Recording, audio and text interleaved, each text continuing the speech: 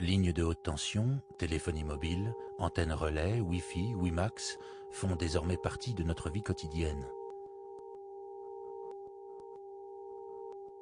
L'ensemble de ces appareils génère des rayonnements électromagnétiques qui forment ce que l'on appelle l'électrosmog ou brouillard électromagnétique.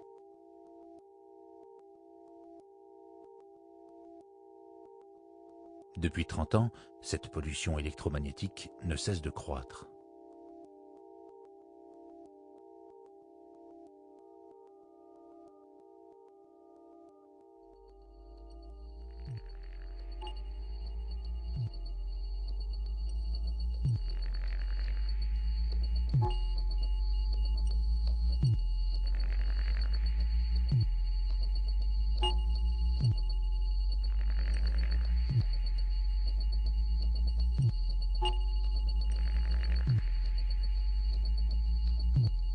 Certains, comme Pierre Leruse, physiologiste, expert européen en radiation électromagnétique, s'inquiètent des effets nocifs de cette pollution sur notre santé. Cette inquiétude est-elle justifiée? Pourquoi serions-nous sensibles aux ondes électromagnétiques? Nous nous trouvons là devant le grand pylône de Télédiffusion de France où on voit bien qu'il y a toutes sortes d'antennes de radiodiffusion, de télédiffusion. On voit très bien des antennes qui font fonctionner la téléphonie mobile, du 900 MHz, du 1800, de l'UMTS, mais aussi des antennes qui font de la télédiffusion. Il y a des systèmes hertziens de communication et de télécommunication. Le problème, c'est que si on regarde le site, sur la droite, vous avez des maisons qui sont fortement impactées par la téléphonie mobile. Sur la gauche, vous avez le Théâtre National de Bretagne qui lui aussi est impacté. Il y a des maisons qui sont impactées à l'arrière et surtout devant nous, vous avez un lycée qui est complètement impacté par ces rayonnements électromagnétiques dus à la télédiffusion et la radiodiffusion. Ici, vous avez un pylône où il y a pratiquement toutes sortes d'antennes de télécommunication. On voit des bibandes 900, 1800, on voit de l'UMTS, on voit qu'il y a des constructions juste à côté, mais on voit aussi qu'il y a un immeuble qui est complètement impacté sur un des balcons, pratiquement au dernier étage, on a pu trouver 4 volts par mètre quand même. Donc ça me semble être une zone atypique complètement, et sur le plan esthétique, et sur le plan de l'exposition pour les gens qui habitent dans les environs. Le Bureau international du travail, dès 1980, disait attention, les champs électromagnétiques hyperfréquences, c'est-à-dire la téléphonie mobile et autres, sont dangereuses pour la santé humaine. Alors bien sûr, dans certaines conditions, avec une certaine exposition et avec un certain temps. Alors quel est l'effet? Eh bien on a remarqué dans les études militaires que si on a un champ qui envoie une onde qui est de type continu, eh bien l'effet est relativement faible par rapport à la biologie. Par contre, si on voit une onde qui est pulsée, c'est-à-dire par paquet, et surtout avec une crête, c'est-à-dire le front d'onde, c'est-à-dire l'onde qui part, et là, une pointe. Et ensuite, il y a un arrêt, puis il y a un autre paquet d'ondes qui passe avec une pointe. Et c'est la pointe qui est dangereuse, et pour les appareils électriques et électroniques, parce que cette crête ou cette pointe dérègle le système électrique et électronique des appareils, mais dérègle aussi le système électrochimique des cellules, parce que c'est la pointe qui vient dérégler le système. Alors si la cellule arrive à s'adapter, eh bien elle récupère, mais si on est continuellement en train de la stresser avec ces systèmes dits pulsés, ben la cellule ne récupère pas, et même elle ne va même plus pouvoir s'autodétruire alors qu'elle est en situation de difficulté.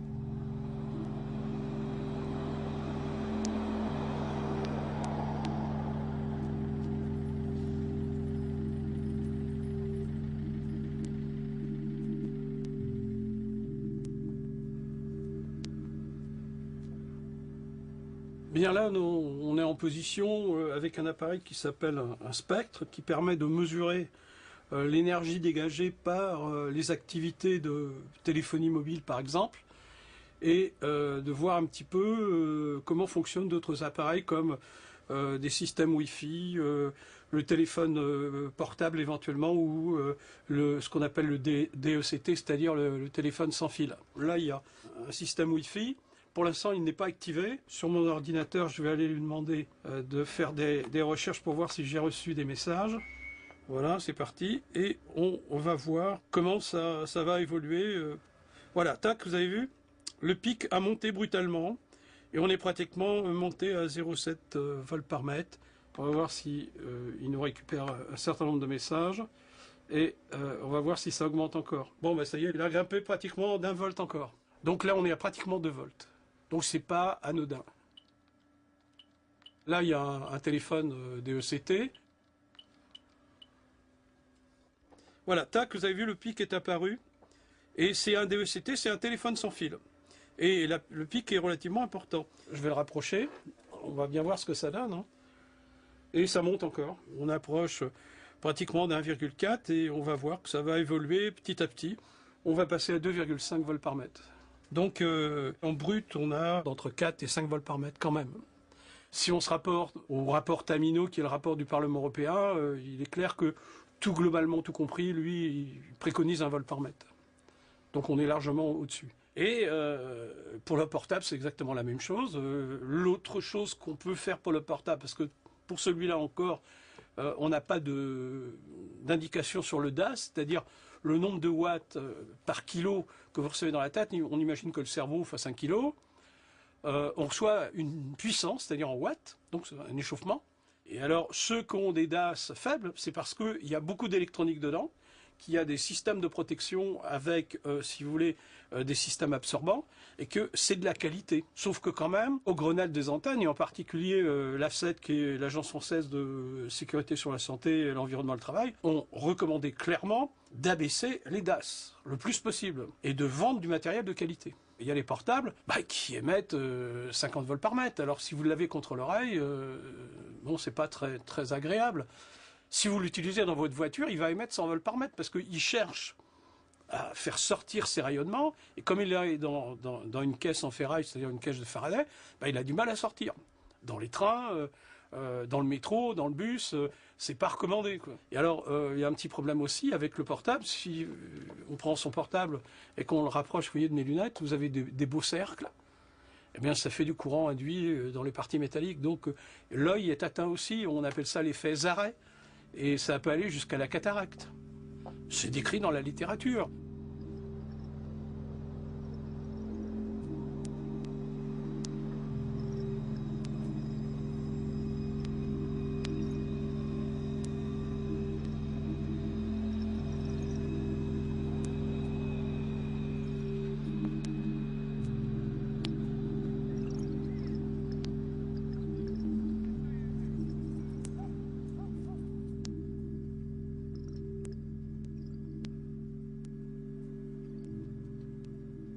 Là, vous avez les rapports. Sur le dessus, le fameux rapport bioinitiative qui a été publié en 2002, dont on peut dire quelques mots. Hein. Si on prend ce rapport, on voit tout de suite que c'est un rapport américain. C'est une méta-étude. Il y a plus de 2000 études scientifiques qui ont été passées au crible. C'est sur cette base de rapport que, si vous voulez, le Parlement européen a mis en place 2 résolutions en 2008 et en 2009.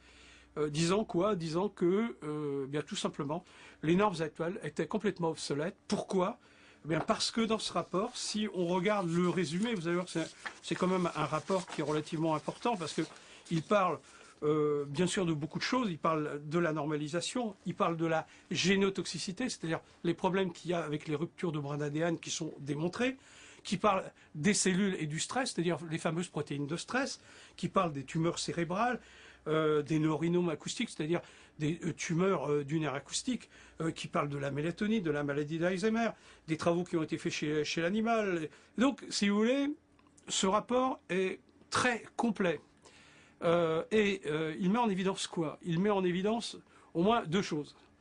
Première chose, c'est que par rapport, si vous voulez, à la téléphonie mobile et aux antennes, il y a clairement des effets sur la cellule et des effets sur 3 types de cancers, à savoir les cancers du cerveau, qu'on appelle les gliomes, les lymphomes et la leucémie. Et d'ailleurs, le Conseil de l'Europe dit on a des preuves et que eh bien, il faut revoir toutes les normes. Et c'est ça qu'il dit, ce rapport. Et c'est pour ça qu'il est important, et c'est pour ça qu'il a été très critiqué, bien évidemment. Et aujourd'hui, si vous voulez, si on laisse faire, si on dérape, si on fait comme pour l'amiante, ben, ça va être un scandale sanitaire qui arrive dans les 2 ans, 3 ans, 4 ans, on verra bien. Mais à mon sens, et on ne pourra pas dire qu'on ne savait pas. On est au courant depuis très longtemps.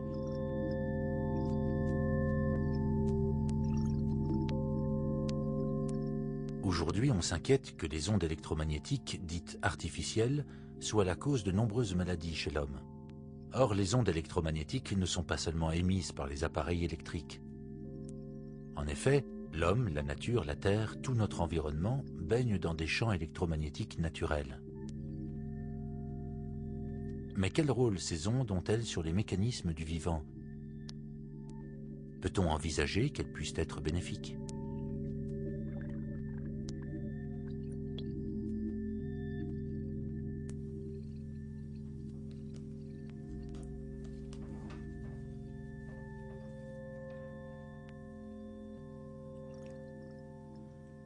On arrive à 0,480 volts, donc 480 millivolts. Donc, et ça simplement sur 20 cm.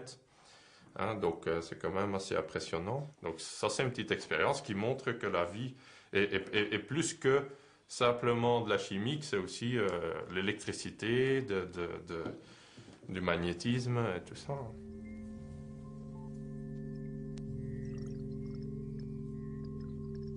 J'ai décidé de faire ingénieur agronome et là je me suis rendu compte que on apprenait surtout à utiliser des produits chimiques.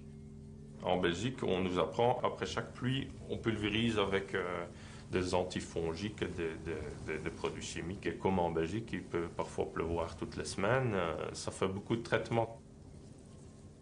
Donc du coup, je me suis intéressé à toutes les techniques alternatives.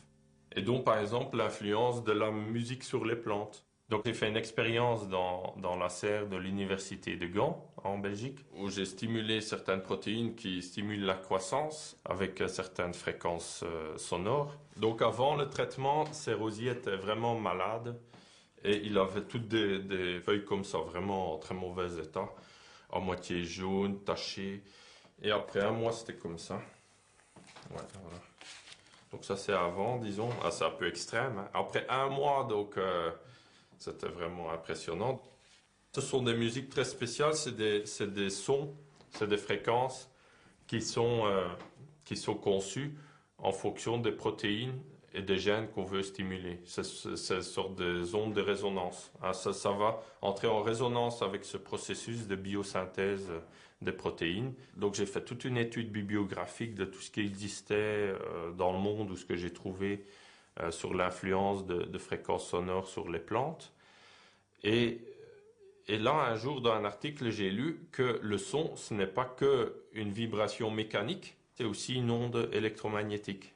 Il y a des aspects électromagnétiques dans la vibration du son. Et donc, du coup, j'ai fait ce mémoire de fin d'études. J'ai eu comme ça mon diplôme voilà, d'ingénieur agronome. Voilà. Et donc, après...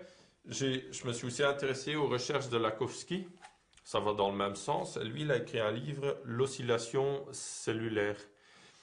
Et Lakowski, lui, part du principe que les cellules, c'est comme un circuit électronique. Et donc, du coup, lui, il s'est dit, ben voilà, quand des cellules sont malades, les fréquences, ça doit changer ou l'émission doit s'affaiblir. Je peux peut-être interagir en envoyant d'autres fréquences. Donc là, il a plusieurs pots avec des géraniums. Et il a inoculé ces géraniums avec une souche de cancer. Ils ont tous développé des cancers et après, autour d'un géranium, il a mis une antenne. Ça crée donc un champ magnétique autour et qui va interagir avec les fréquences de la plante. Et donc du coup, là, on voit que la plante, où il a mis l'antenne, ils guérissent, et les autres, où il ne met pas l'antenne, ils guérissent pas, ils meurent. Et donc du coup, j'ai aussi expérimenté ça sur des plants de lilas, des arbustes, des différentes plantes, et j'ai toujours eu des bons résultats.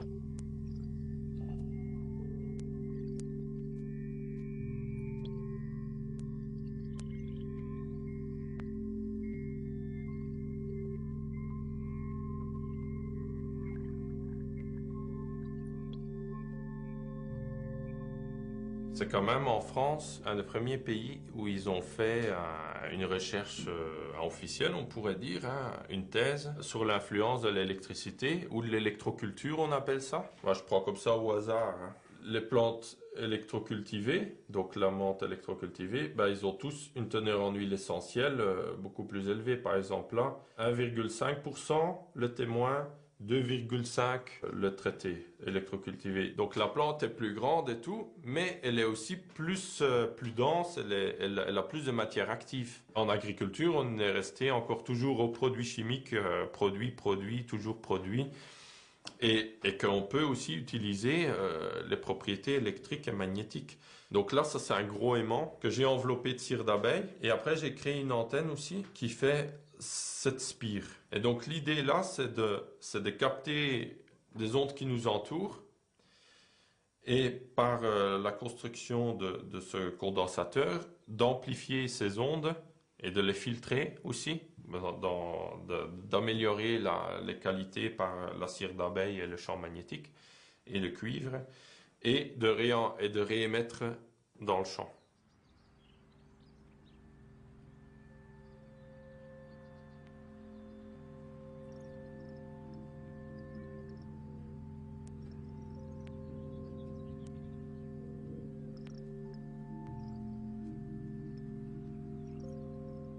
Donc ici, on se retrouve dans un champ de pommes de terre. Il y a 16 condensateurs installés sur tout le champ qui fait environ 1 hectare, 1 hectare et demi. Donc on place le sud magnétique du condensateur vers le sud de la Terre. Donc je l'installe comme ça à 30 à 50 cm, enterré à 30 à 50 cm. Donc comme ça j'en ai mis sur tout le champ 16. Quand on les place dans le sens horaire. Et à la fin, j'en place un tout au milieu. Il y en a un qui est installé dans ce sens, donc à l'horizontale, pour justement faire le lien avec les vibrations cosmiques. Ils vont capter les ondes et en même temps amplifier, les réémettre. Et si on met par exemple de l'argile blanche, ici j'ai mis de l'argile blanche par exemple, la kaolinite, qui est composée de tous les oligo-éléments. Et donc ça va réémettre aussi toutes les vibrations de tous ces oligo-éléments.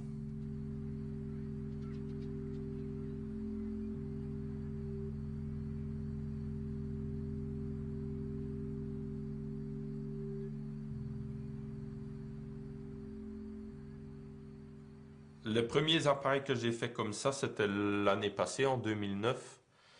Et j'ai fait ça sur un champ de choux. Et les choux, avant, ils étaient toujours entre 2-3 kilos, comme ça. Et après 1 an, donc après à la saison où j'ai mis ça, les choux, ils étaient entre 6 et 9 kilos. Tout le champ, c'était vraiment impressionnant. C'était des gros choux, mais qui étaient en biodynamie, pas en conventionnel, donc sans produits chimiques, sans engrais chimiques, juste un peu de compost, et c'est tout. Je suis convaincu qu'il y a aussi un tas d'informations qui circulent dans le champ magnétique terrestre, qui est porteur de ça. En résonance avec les autres planètes, avec les astres peut-être, avec tout ce qui entoure la Terre et tout ce qui se passe sur la Terre.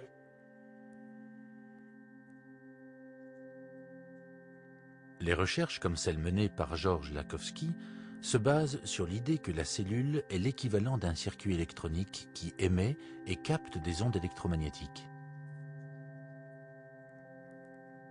Inspiré par ces recherches, le biophysicien Fritz Popp, directeur de l'Institut de biophysique de Neuss en Allemagne, a découvert que les organismes vivants émettent aussi des ondes électromagnétiques sous forme de lumière, qu'on appelle des biophotons.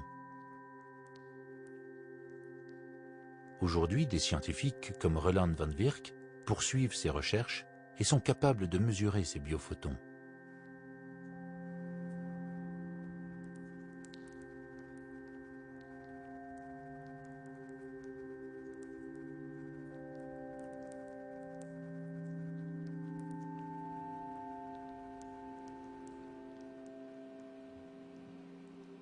In the biophoton experiments, we are always interested in living organisms and how they are able to change the properties of light.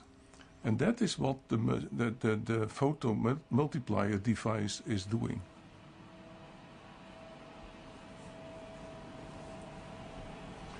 Here we will perform a few measurements with this photomultiplier equipment, which is built in two parts. A small chamber where we can put the product, and on top of the chamber is a photomultiplier tube which can record the photon emission. To measure photon emission, we have to illuminate the product inside this small chamber. Then there is a shutter between this chamber and the photomultiplier, which will open after the illumination, and then this counting of the own light, the biophoton emission, will take place. So I put now the product in here and close this door, and now we can do the whole measurement.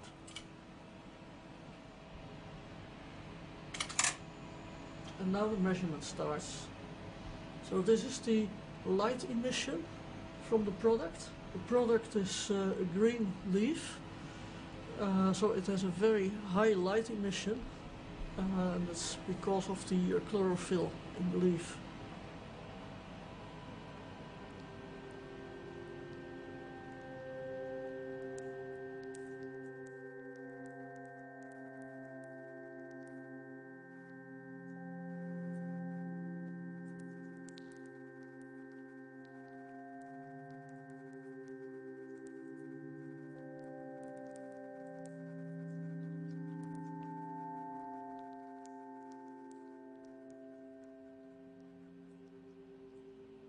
Okay, so we can look now at the results from our measurements of the healthy and the diseased leaves.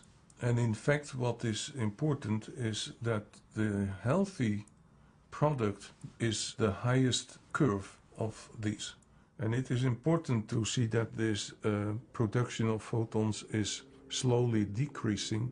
Here it goes a little bit more rapid.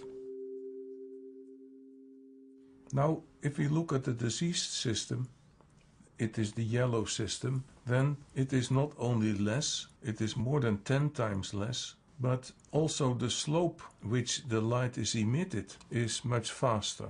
It means that this diseased state is less able to store this emission. What about the kind of applications? Many people are collecting data about the possibility to distinguish the state of ripeness or how to predict the lifetime of fruits. So more and more people are working in this field.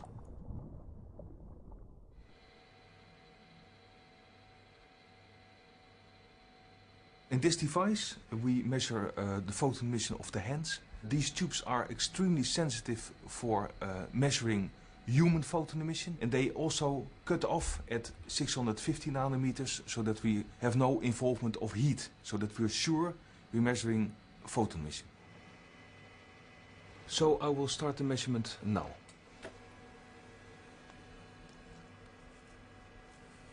So what you will see here on the screen, you see two lines, red and the white line. The red line represents the left photomultiplier tube, the signal from the left photomultiplier tube, which is measuring the left hand. The right tube is represented by the white line and is measuring the right hand. And you see that in his case there is nice balance between the left and the right hand. That means that the photon emission from both hands are more or less the same, which we find in healthy persons. Non-healthy persons are characterized by a disbalance between left and right. And you see at this moment it is about 30 counts per second, and then it suddenly drops to 6 counts per second. That means that, well, that implies that this signal is extremely oscillating, and getting information about the oscillating characteristics of the signal is also a way of getting information about the state of being of the persons, healthy or not healthy. Okay, so the measurement is finished now. I will save it. Well, I started to work in the institute in Neuss, where Frits Pop is working, around 2000, and then we had a big project in which we measured meditators, people who were meditating already for a long time.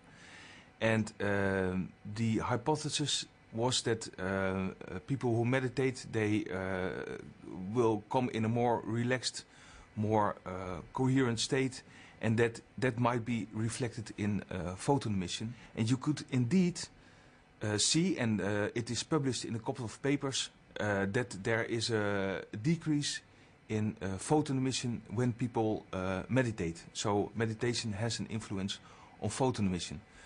In that time, we also learned a lot of whole body measurements. We found that some parts of the body emit a lot of light, other parts emit less light. For example, the abdomen and the thorax, they emit less light, and the hands and the head, they emit a lot of light. And especially these places where you find the high emission was also decreased in people who were meditating. Well, there is another thing, and that is this cell is all the time also producing light. A very low amount, but it is producing light. And that light has its specific properties. So does it emit from the cell and influence another cell? So is there any cell communication? If we have normal cells or we have diseased cells, do they influence each other differently? And you see that cells which are disturbed, they show this in this own light emission differently, and cell communication will be then also different. But that is one of the major topics of research today. There is a very strong coupling between life and light. Yes. And I think that is also the thinking behind all these developments for using it in medicine.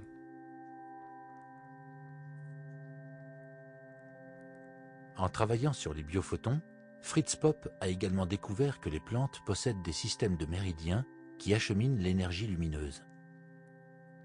Il a émis l'hypothèse qu'un système de ce type existe chez les êtres humains, qui n'est pas sans rappeler les méridiens dans l'acupuncture chinoise et d'autres médecines dites énergétiques.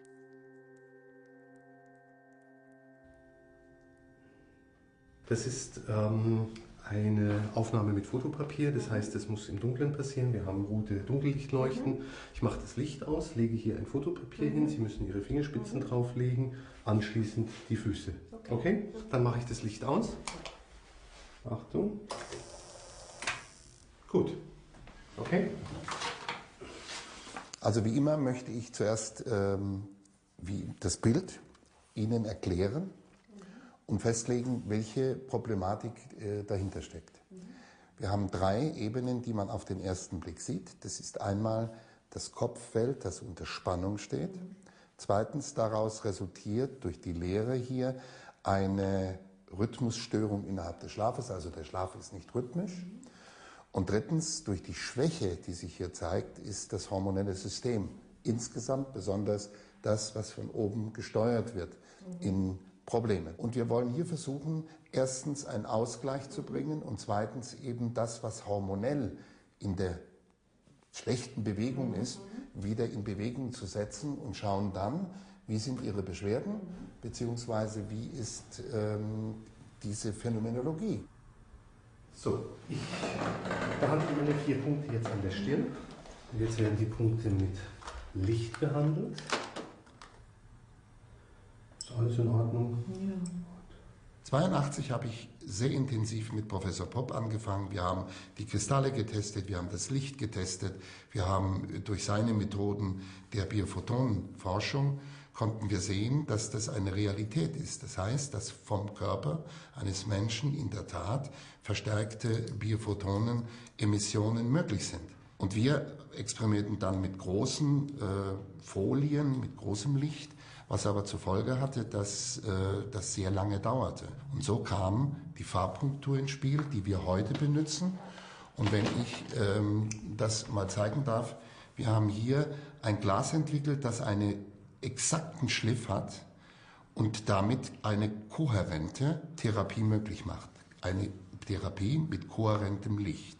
Das war auch der Beginn einer Zusammenarbeit mit Fritz Popp. Und jetzt wissen wir, dass dieses Licht, das wir früher geglaubt haben, dass es durch den Körper geht, das durchdringt den Körper nicht, sondern es reitet auf einer Basis, auf einem Hologramm, auf Energiebahnen, wie es die Akupunktur ja auch sagt. Wir können das Licht auf den Akupunkturpunkt oder diese neu gefundenen Zonen von uns können wir dann therapeutisch unmittelbar und nicht in Minuten, sondern in Sekunden. Wir bestrahlen pro Punkt 10 bis 20 Sekunden, mehr nicht.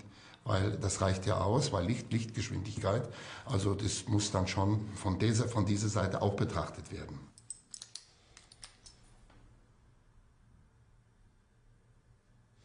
Gut, dann bleibe ich noch einen Moment liegen.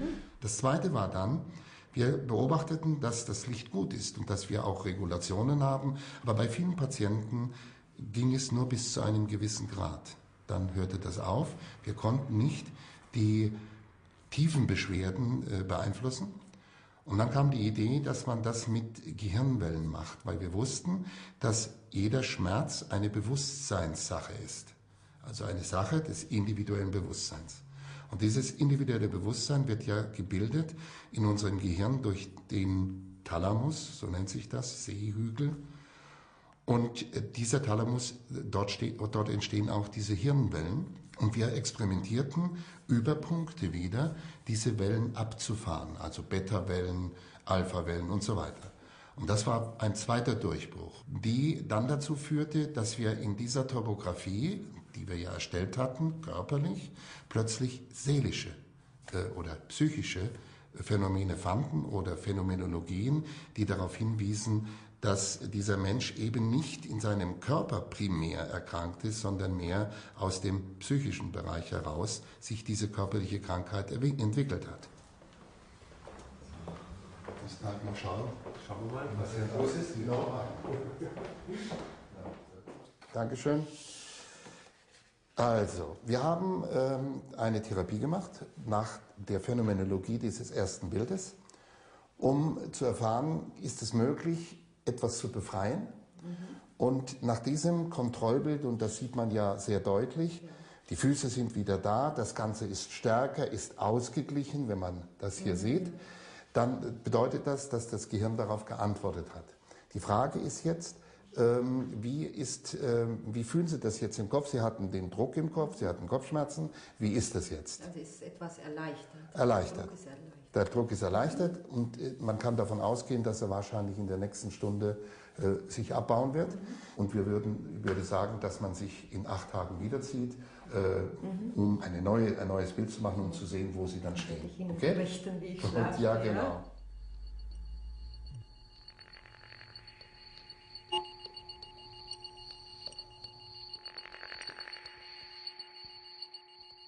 Jusqu'à présent, l'approche de la maladie, telle que l'Académie de médecine l'a définie, est une suite de réactions biochimiques. Des chercheurs comme Georges Lakhovsky ou dernièrement Fritz Popp proposent une approche biophysique dans laquelle les échanges électromagnétiques seraient au cœur de ce nouveau champ d'investigation. L'objectif étant toujours une meilleure compréhension du fonctionnement de l'humain. Ce modèle-là s'appuie sur l'idée majeure que les organismes vivants baignent dans un environnement où ils puisent les informations nécessaires à leur organisation profonde. Et dans ces organismes, des informations de type électromagnétique circulent et assurent la coordination et la gestion des fonctions génétiques et métaboliques. L'ensemble des organismes vivants peut être considéré comme des antennes capables de capter et d'émettre des ondes de différentes natures. Avec la biophysique s'ouvrent alors de nouvelles perspectives de méthodes thérapeutiques. Le professeur allemand Franz Morel, docteur en médecine et acupuncteur, a fait construire un appareil électromagnétique par l'ingénieur Erich Rache, capable de recueillir les vibrations de l'organisme humain au moyen d'une électrode. Cet appareil, appelé MORA, a pour fonction d'éliminer les oscillations pathologiques et de renforcer les oscillations physiologiques chez l'homme. On va regarder au niveau de la caméra GDV, vous connaissez ça? Non, je ne la connais pas. Donc ça permet d'enregistrer aussi les champs électromagnétiques, mais d'une autre façon, d'un point de vue visuel. On va voir tout votre champ électromagnétique sur une image. Ah, intéressant. Ça fait du diagnostic, mais ça ne fait pas du traitement comme la MORA. Et après, on fait la MORA. Hein, d'accord? Oui, oui. Vous voyez, c'est là, au milieu ici. Ah, c'est au milieu. Voilà. Ah, mais il faut au milieu, bien sûr. C'est bon? Ok, on continue. Alors,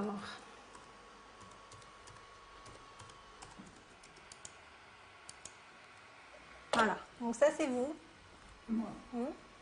C'est apparenté à l'effet kyrien. Tout à fait.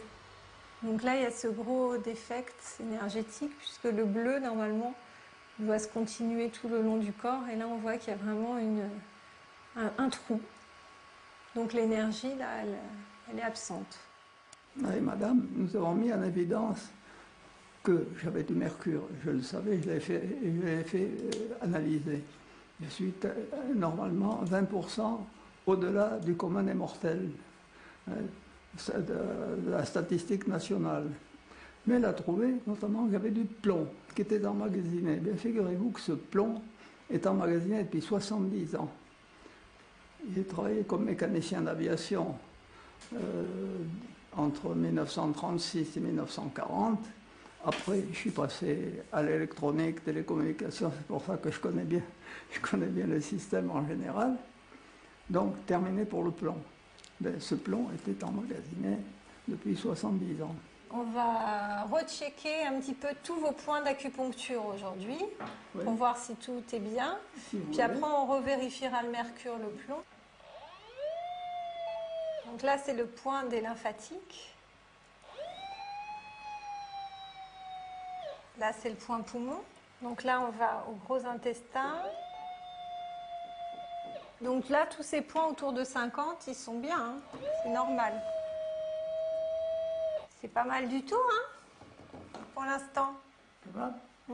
Le système MORA, c'est un mélange d'acupuncture, d'homéopathie, puisqu'on teste tous les points au niveau des pointings d'acupuncture. Et il existe une différence de potentiel électrique, mais il existe aussi des fréquences électromagnétiques au niveau de ces points que l'appareil MORA peut détecter et corriger. Donc on peut faire la différence entre une fréquence dite harmonieuse ou disharmonieuse avec l'appareil MORA, et en même temps l'influence d'un élément extérieur sur la propre fréquence du patient. Par exemple, une femme qui a pris la pilule pendant 10 ans, et ça fait 10 ans qu'elle a arrêté la pilule, on peut encore trouver que la pilule l'influence, on va dire, négativement, puisque c'est basé aussi sur la mémoire de l'eau, la mémoire cellulaire, l'empreinte que peut laisser toute molécule sur le corps.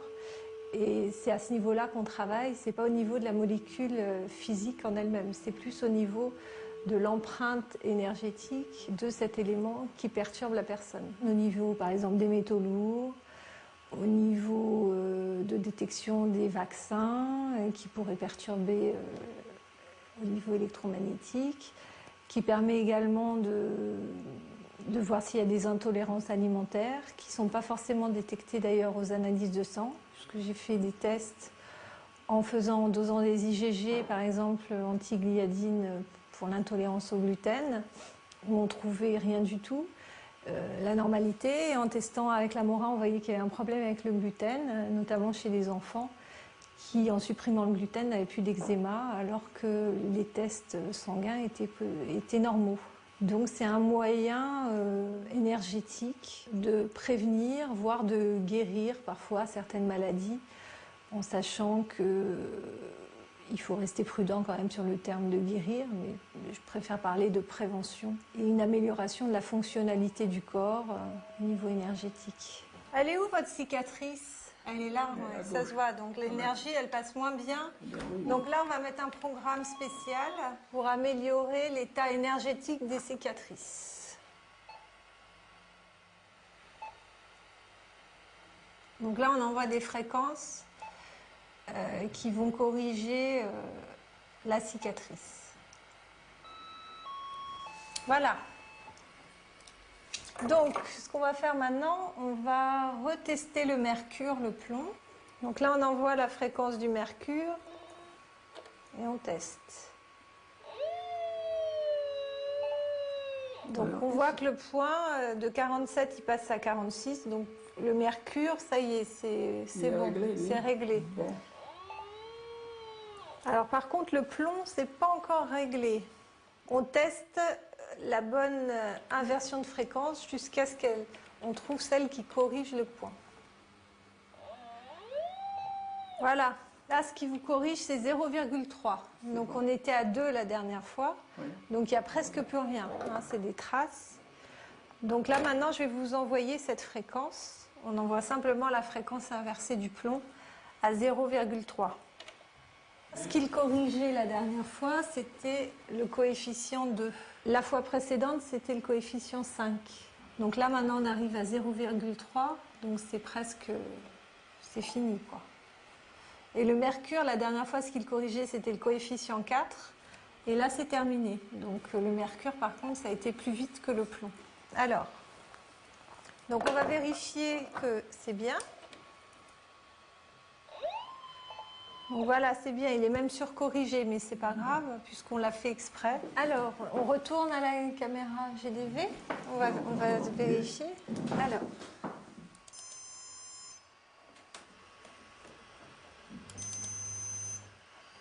Alors, donc vous voyez, ça s'est rempli ici. C'est corrigé au niveau de... Vous vous souvenez le trou qu'il y avait ici? Oui, on a bouché les trous. On a bouché les trous. Bon, c'est pas parfait, mais il y a eu du travail de fait quand même. J'ai 2 livres. Un livre du professeur Le Prince Ringuet, un livre de Lakowski, des livres de 1926. Figurez-vous, dans lequel ils exposaient notamment le fonctionnement électromagnétique de la cellule humaine. Ils ont exposé cela à l'époque. Et ils ont fait, j'ai les schémas des premiers montages électroniques qu'ils ont faits. Quand ils ont exposé ça, notamment à l'Académie de médecine et autres, ils se sont fait conspuer. Mais de quoi se mêlent-ils, ces gens-là? Les physiciens qui se mêlent de médecine. Et encore, ils proposeraient de guérir les gens avec leur matériel. Voilà la conclusion de la médecine et elle n'a pas changé.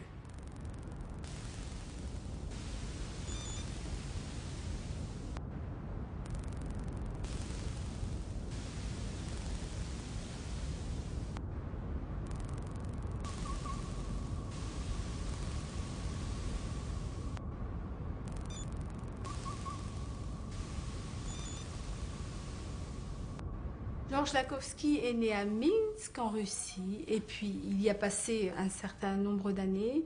Et ensuite, il a décidé d'émigrer en France, où il a été naturalisé français.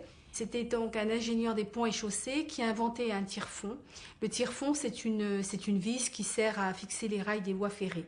Donc, on voit une formation au départ, une formation scientifique, et puis une certaine curiosité qui l'a poussé à faire des études sur les effets des ondes vitales sur les pigeons.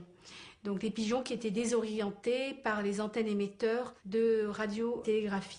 Donc ça a été vraiment le point de départ de ce qu'on appelle le concept d'oscillation cellulaire. Donc en 1923, Georges Lakowski part du principe que la cellule est un système émetteur-récepteur comparable au système de radiodiffusion. Donc dans ce système, pour lui, les filaments conducteurs, ce sont les chromosomes et les chondriomes. Ces systèmes conducteurs sont en résonance avec les champs de force externes à l'être humain. La cellule vibre et la cellule est dialogue avec l'extérieur. Donc partant de ce principe, il est parti sur l'idée de l'oscillateur à ondes multiples. C'est un appareil qui émet des fréquences électromagnétiques. Donc on a un système de 2 antennes, une antenne émettrice, une antenne réceptrice. Et en fait, on est pris en sandwich entre les 2 antennes et donc on reçoit cette soupe d'émission qui se situe entre 75 000 Hz et 8 GHz. Donc, Georges Lakowski a utilisé l'oscillateur à ondes multiples pour guérir de nombreux cancers, chez les animaux, chez les êtres humains et chez les végétaux. Il a soigné beaucoup de cancers de la peau, de l'hypotension, des inflammations chroniques, des ulcères au niveau des jambes, neurasthénie, névralgie, les otites, les paraplégies, les prostatites, les rhumatismes articulaires, le système nerveux sympathique, la tuberculose pulmonaire, les ulcères et l'urémie.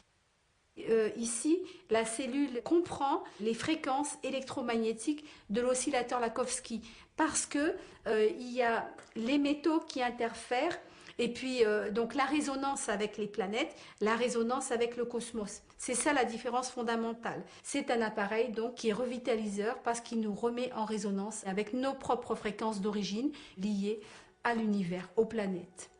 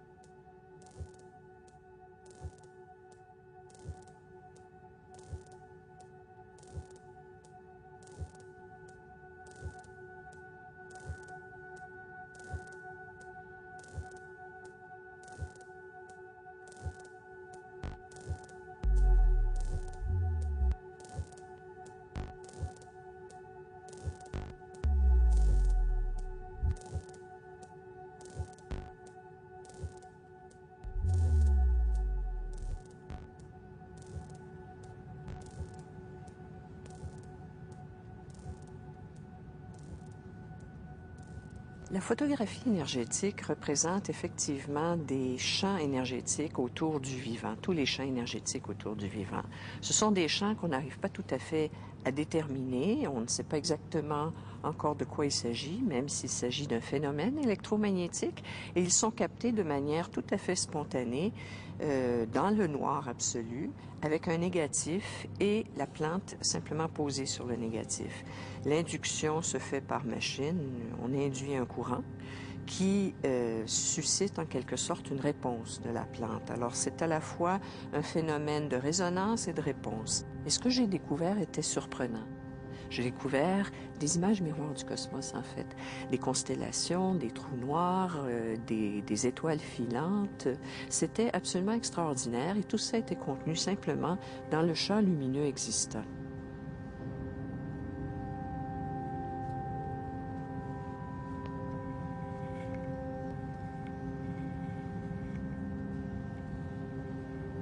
On arrive aujourd'hui à un moment critique dans l'histoire de l'humanité où, me semble-t-il, tous les éléments de la connaissance doivent converger vers une véritable connaissance de la personne qui n'est plus celle qu'on avait alors qu'on était axé sur la matière seule.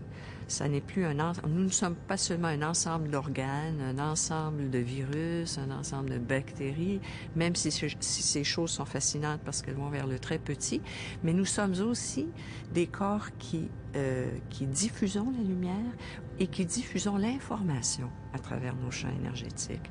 Et qui sait, probablement parce qu'on cherche encore toujours à savoir quel est ce grand champ organisateur, les physiciens achoppent sur la question depuis de nombreuses années, mais ce grand champ organisateur, c'est certainement un champ d'information, d'échange, etc. Maintenant, de quelle nature est-il? Est-ce que c'est de nature électromagnétique, de toute autre nature, on ne le sait pas. Mais en même temps, je crois qu'il y a quand même un désir à ce niveau-là de faire converger les connaissances et les intuitions pour arriver à une description cohérente de l'univers qui corresponde réellement à nos expériences de ce 21e siècle.